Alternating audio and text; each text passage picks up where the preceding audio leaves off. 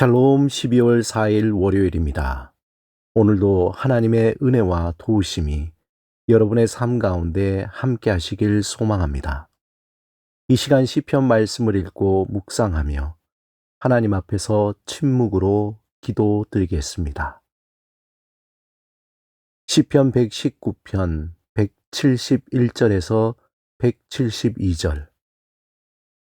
주께서 율례를 내게 가르치심으로 내 입술이 주를 찬양하리이다. 주의 모든 계명들이 의로움으로 내 혀가 주의 말씀을 노래하리이다.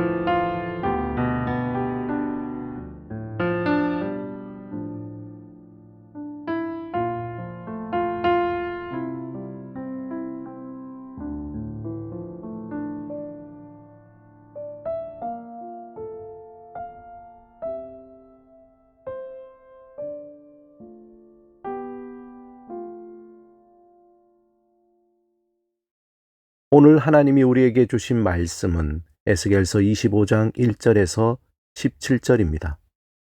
함께 말씀을 읽고 우리에게 들려주시는 하나님의 음성을 듣겠습니다. 여호와의 말씀이 또 내게 임하여 이르시되, 인자야, 내 얼굴을 암몬 족속에게 돌리고 그들에게 예언하라. 너는 암몬 족속에게 이르기를, 너희는 주 여호와의 말씀을 들을지어다.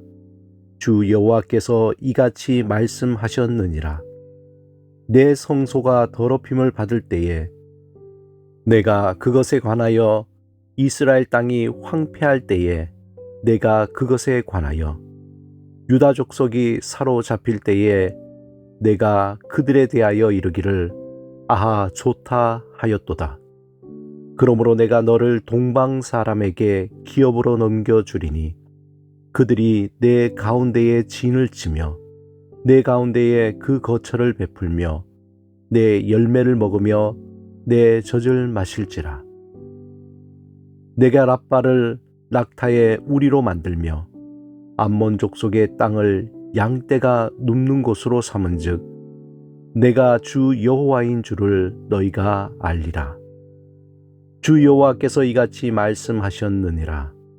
내가 이스라엘 땅에 대하여 손뼉을 치며 발을 구르며 마음을 다하여 멸시하며 즐거워하였나니, 그런즉 내가 손을 내 위에 펴서 너를 다른 민족에게 넘겨주어 노략을 당하게 하며 너를 만민 중에서 끊어버리며 너를 여러 나라 가운데에서 패망하게 하여 멸하리니 내가 주 여호와인 줄을 너희가 알리라 하셨다 하라.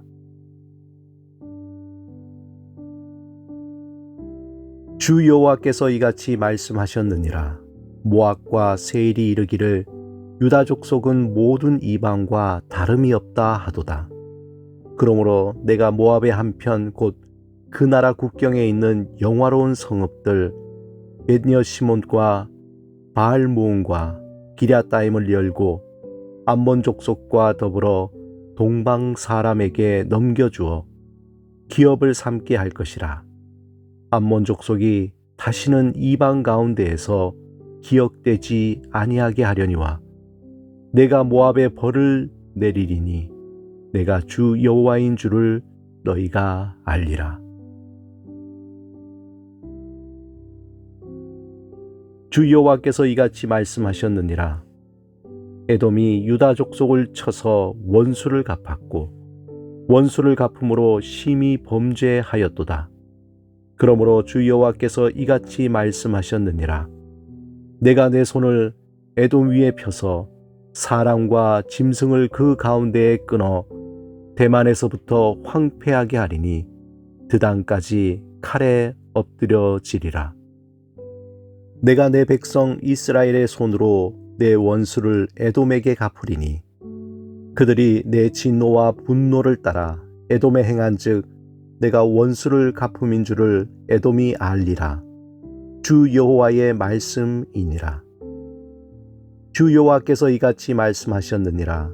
블레셋 사람이 옛날부터 미워하여 멸시하는 마음으로 원수를 갚아 진멸하고자 하였도다.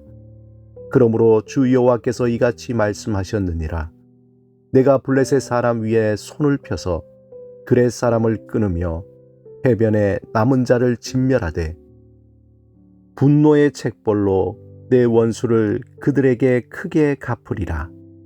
내가 그들에게 원수를 갚은즉 내가 여호와인 줄을 그들이 알리라 하시니라. 2024년 사상 최초로 전 세계 인구의 절반이 넘는 40억 명 이상 투표소로 향한다고 합니다. 지난달 11월 초 영국 경제 주간지 이코노미스트가 내년 세계 경제 전망의 핵심 키워드를 선거로 꼽았습니다. 한국을 비롯한 유럽, 인도 등 경제 대국들이 일제히 선거로 들썩이며 국제 정세가 요동친다는 이야기입니다.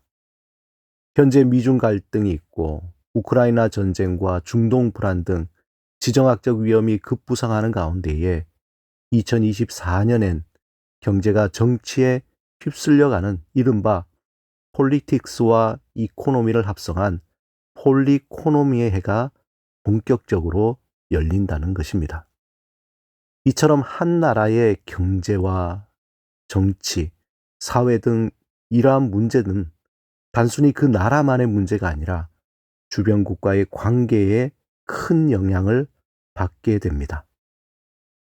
이스라엘 주변에는 이스라엘 백성과 거의 동일한 기원을 갖고 있는 주민들로 구성된 작은 왕국들이 여럿이 있었습니다. 이스라엘은 이 왕국들과 실제적으로 혈연 관계에 있기도 했습니다. 암몬과 모압은 아브라함의 증손이고 에돔은 야곱의 형제이며 아람 사람 라반은 야곱의 외삼촌이며 장인이었습니다. 하지만 이들은 서로 종교, 정치, 경제적인 문제로 끊임없이 충돌해 왔습니다. 에스겔 선지자는 그동안 남왕국 유다와 예루살렘 내의 죄악상과 그 심판을 폭로하였던 것을 멈추고 유다 왕국 주변 나라들의 죄악상과 심판을 선포합니다. 에스겔서 25장에서부터 32장까지 이스라엘 주변국인 암몬과 모압과 에돔과 블레셋, 또 두로와 시돈과 애굽 등 이 나라들에 대한 심판을 거침없이 선포합니다. 특히 25장에서는 암몬과 모압, 에돔과 블레셋 순서대로 그들의 죄악을 드러내며 하나님의 심판을 예언합니다.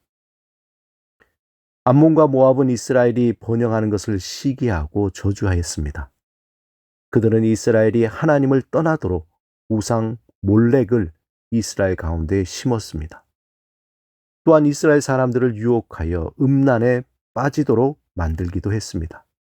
그런가 하면 이스라엘이 멸망할 때에 매우 즐거워하고 또한 조롱했습니다.